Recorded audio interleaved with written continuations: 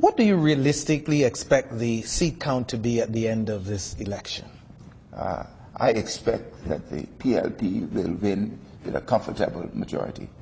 Do you want to give us a number? I know No, you've been I don't studying. Give the number yet, but I will. If you ask me in another month from now, not another month. Another month we'll have election, maybe. Another 2 weeks from now, I'll give you that information. We're going to invite you to come back to share further thoughts with us.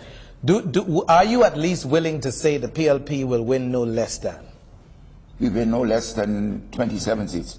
27 seats? 27 seats, sir. Mr. Roberts, yes, sir. I'm sure the Free National Movement leader and others will say you are now delusional. No, sir. Well, tell them it ain't long now to put that cap on whoever it deserves. I hear you, Mr. Roberts. Let me give you an idea of why I base it. When we have our ratification of candidates that we started, and you see the numbers that come out in support of our candidates, you look at the Free National Movement who's come out in support of theirs. Look at them, Mr. Pinnock.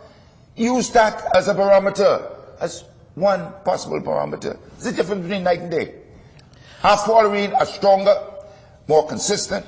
The F&M has been burdened with leadership problems, with infighting, that how could they present themselves as united organizations in this country when they have a whole brand new group of persons with little experience? The people who had some experience, they threw them overboard, and they want to represent themselves. And who do you fault for that what you're describing happening in the Free National Movement? My brother, he got to put it at the feet of the leader. But one minute he's the leader of the opposition, next minute it's Loretta Butler Turner, and But those who would argue in favor of Dr. Minnis would say that he has had a rough ride internally, yet still he has managed to put a very good slate of candidates together, and also has withstood the test of challenges within his own party, and that should be a good test of what a good leader would be made of. And also many internally say that he is very thoughtful, and not as witty as your leader, but someone who has good success in his own personal business life. Wouldn't you credit him with that as well? When he brings in persons into his organization who led the revolt against him? Now you tell me, sir, where that makes any sense. The people who were driving this problem against you, and you're going to turn around and bring one of them back into your bosom? Come on. There are many critics of your party, and some, including Dr. Minnis, who recently said that, or made statements to the effect that the PLP has abandoned the family islands, haven't built. Dr. Minnis said himself that you haven't built any new schools. Grand Bahama has just been handled atrociously by the PLP, and you won't be winning one seat there. What's your response to that? Let me start with Grand Bahama. When we came to office in 2012, the vast majority of the hotels in Grand Bahama were closed. We worked our butts off to get Grand Bahama moving again. And some would say those hotels are still closed now. But Mr. Pinnock, why are they closed? They closed because of the hurricane. The hurricane, Matthew, had nothing to do with Perry Christie or with Dr. Minnis. That had nothing to do with politics. That's a factor of life, that hurricanes and other natural elements come along. That is why Freeport is at its stage at the moment. But it ain't for long, though. Has the government done enough, though, it being reasonable, since the hurricanes of last year, to get those hotels back up and running? What's the big issue with Arlukai and with those projects, memories? Well, because they owns the hotels. The government doesn't own the hotels. The government had a deal, caused a deal to be put with the people who own the hotels and the Canadian group who came in, refurbished them, etc., and so on. Therein lies the dilemma. I am told that there's a prospective buyer, that the Chinese want to sell those hotels, and I hope we might be able to make the announcement on that soon.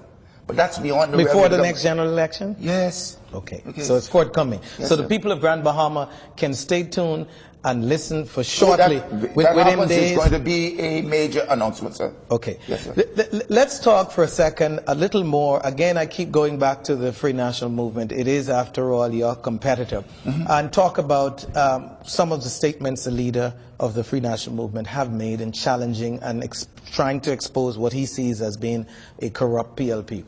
The FNM leader said recently that the Christie administration is trying to steal the general election. And he made mention of what he alleged took place at the Parliamentary Registration Office. He alleges that the voter registration list, that there was some computer malfunction that caused people's names to be wiped off the list. Very, very, very serious accusations or allegations.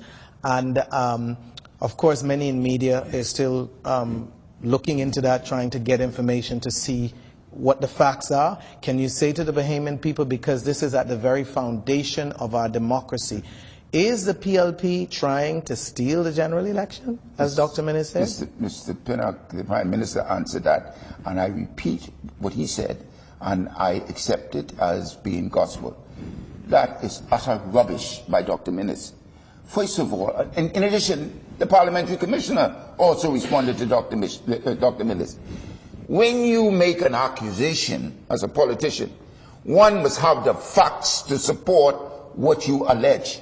Dr. Minnis presented no facts whatsoever. All he went on is what somebody told him. Well, the devil could tell him that he was going to end up in hell the next day. You think he's going to repeat that? Mr. Chairman, with the greatest respect to you, sir, obviously Dr. Minnis could not have made those statements because somebody told him. I trust that the opposition leader has some information that he plans at the right time to present. That was what he was told. Is that being responsible? And he didn't even do any due diligence. He didn't pick up the telephone and call the Parliamentary Commissioner. Sir, any truth to this?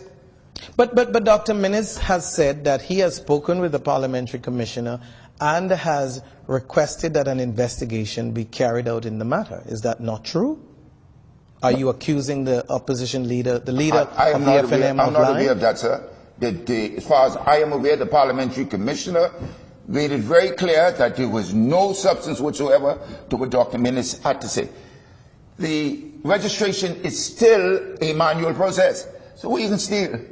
What you going to steal, sir? You were given your voter's card or a coupon at the time that you registered, if you registered before the day that they started to give out the cards. So how could you have anybody drop it off anywhere? It was ridiculous. So the database that is there that acts as the Parliamentary Commissioner recently said as a backup to the manual or paper, can be, you can reconcile both. Yes. You can reconcile. And in addition, Mr. Pinnock, the Progressive Liberal Party updates its record every day as people are registered. And I'm sure the Free National Movement does as well too. So I couldn't understand the logic in Minnis saying what he said. Again, with the greatest respect to the leaders of both major political parties, I have to assume, which I'm sure like most others, that the Free National Movement leader does have some information that led him there, more than just hearsay. Tell him step now and